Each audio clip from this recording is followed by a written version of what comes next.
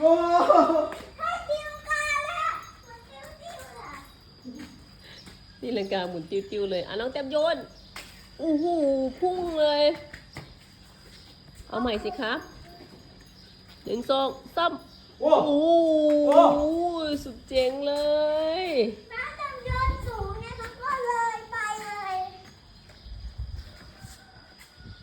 1 2 3 go